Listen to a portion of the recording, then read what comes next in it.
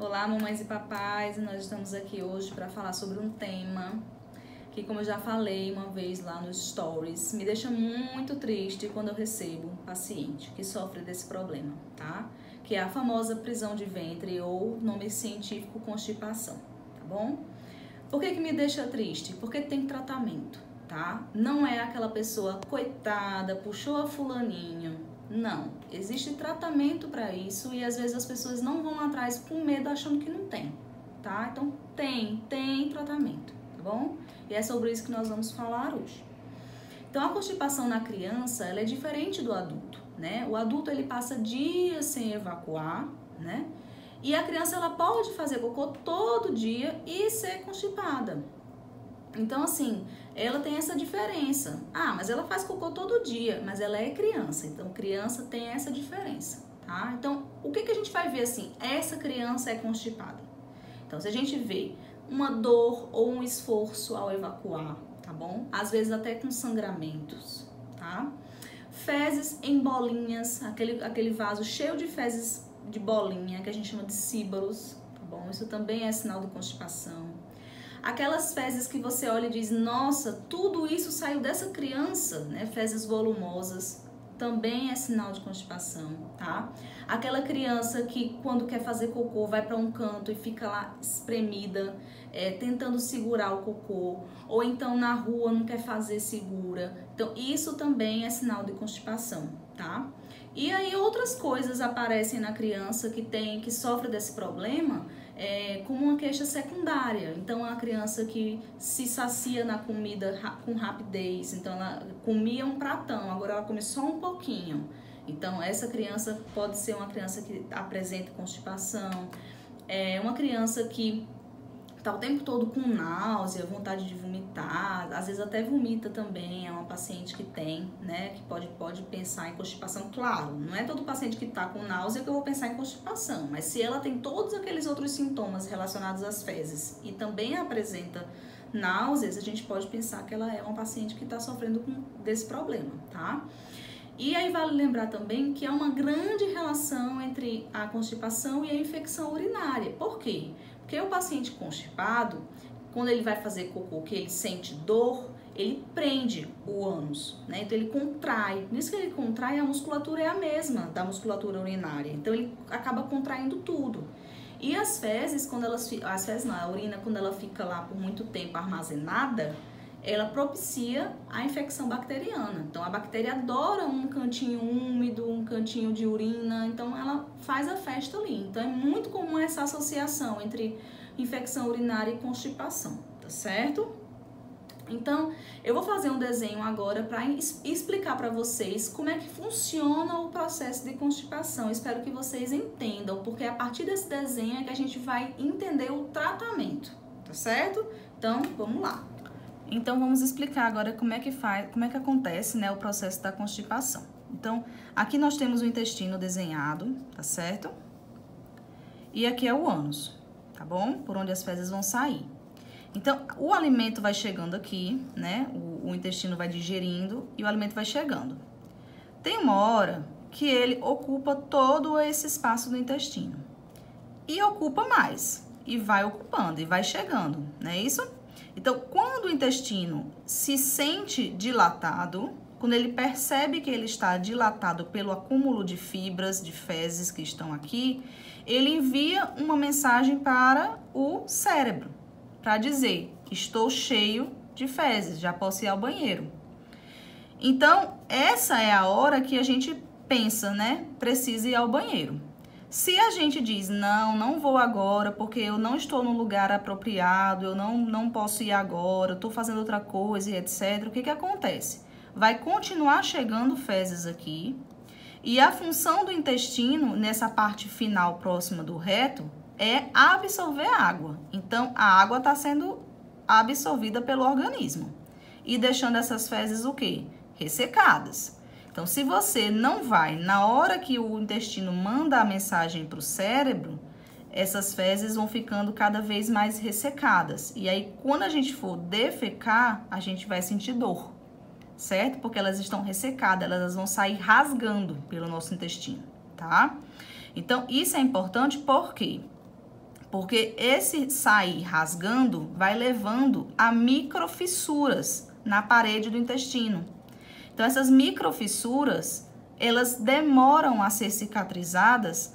Por quê? Porque o intestino está em constante dilata, esvazia, dilata, esvazia. Então, cicatrizar esses cortes que a gente faz pela passagem das fezes é muito difícil. Então, como eu vou falar lá na frente, o tratamento aqui é um tratamento demorado, por conta justamente desse mecanismo do intestino.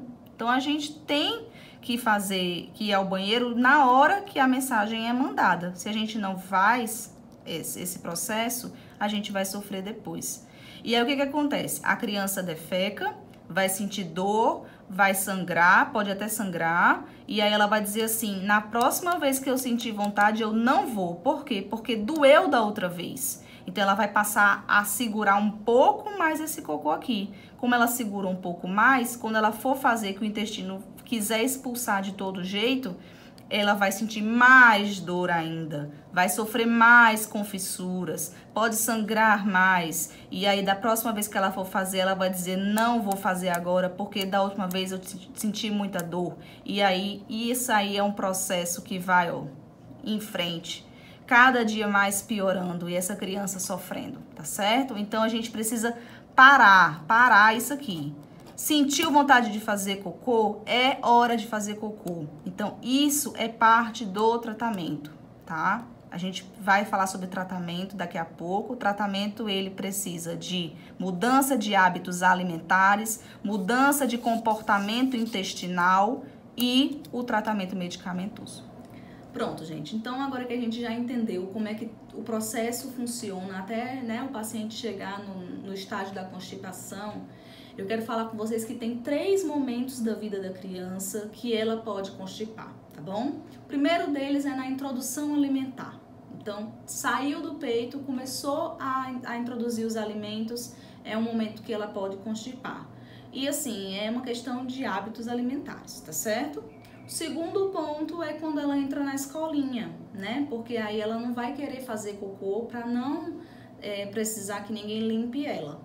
E o terceiro ponto é na hora do desfraude. Então, ela vai pensar assim, tô sem a fralda, não posso fazer cocô. Então, ela vai segurar, tá certo? Então, tem esses 3 pontos na fase da infância que podem levar o paciente a esse processo de constipação, tá? E aí, nós vamos falar agora sobre o tratamento, que é o grande ponto desse vídeo, né? Então, igual a rinite, que a gente tinha que mudar os processos em casa, né? Mexer com um bichinho de pelúcia, com ventilador, com ar-condicionado e etc. Na constipação, a gente tem que mexer com os hábitos alimentares, tá? Então, assim, hábitos alimentares terríveis. Usar liquidificador e peneira, tá? Porque, como a gente falou, as fibras são importantes para fazer o bolo alimentar e para poder a gente fazer o processo da defecação. Então, a gente precisa, a fibra que você rompeu no liquidificador e a fibra que você deixou lá na peneira são importantes serem ingeridos pela criança, tá certo? Então, nada de liquidificador e nada de peneira. E suco também, só depois de 1 ano, tá? Então, suco só depois de 1 ano. Mamadeira. Mamadeira também é um processo ruim. Então, a gente vai pro copo, tá bom? Então, assim, nada de mamadeira, copo. Certo? São hábitos. Então, a gente vai começar a ingerir mais fibras, né? As fibras que não são absorvidas pelo nosso organismo, mas são fundamentais para a formação das fezes. Então, uma laranja, chupar uma laranja com aquele bagaço, engolir aquele bagaço é importantíssimo. Verduras, tá certo? Água é importante também, como a gente falou, né? O intestino, ele tá o tempo todo puxando água, né? A função dele é puxar água. Pra quê? Pra não desidratar a gente. Mas aí, por outro lado, ele desidrata as fezes. Então, a gente precisa estar o tempo todo bebendo água, tá certo?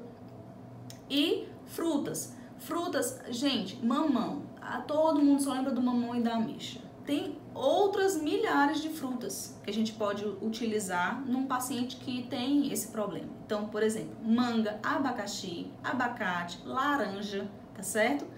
Então, várias outras frutas. Não se foquem mesmo no mamão e na ameixa, porque a gente pode se beneficiar de outras frutas, tá? E com relação ao tratamento medicamentoso, né? Existem medicações para o tratamento da constipação. Pelo processo todo, né, que a gente explicou, esse tratamento não é de 15 dias. Esse tratamento aí, no mínimo, são 4 meses, tá certo? Varia de 4 a 6 meses, tá? Não adianta fazer ele se a gente não regula a parte da dieta da criança. E uma coisa que todo mundo pergunta, doutora, eu quero dar óleo para minha criança, óleo mineral. Posso dar a partir de 1 ano. Crianças menores de 1 ano não pode, é proibido o óleo mineral, tá certo? Para tratar isso. Fora que não trata, o óleo mineral não é para tratar, o óleo mineral é para tirar da urgência. Qual é a urgência? Ah, meu filho tá há tantos dias sem evacuar. Então, para tirar da urgência, o óleo mineral é uma opção, a partir de 1 ano. Tem muitas outras opções também para serem utilizadas além do óleo mineral, tá bom?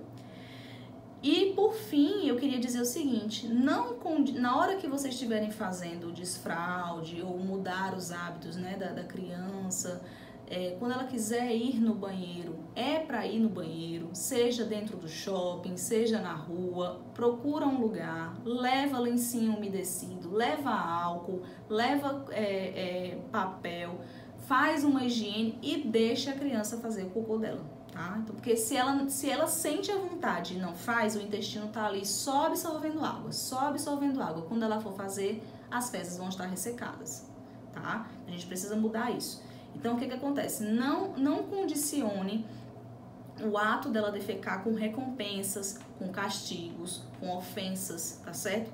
Só vou dar o chocolate se fizer cocô. Isso não pode, tá? Isso é uma coisa que ela precisa absorver com a naturalidade do processo. Ela não pode ficar condicionada a ganhar alguma coisa ou então a ser ofendida porque não conseguiu fazer. Enfim, tudo isso é um aprendizado, tá certo?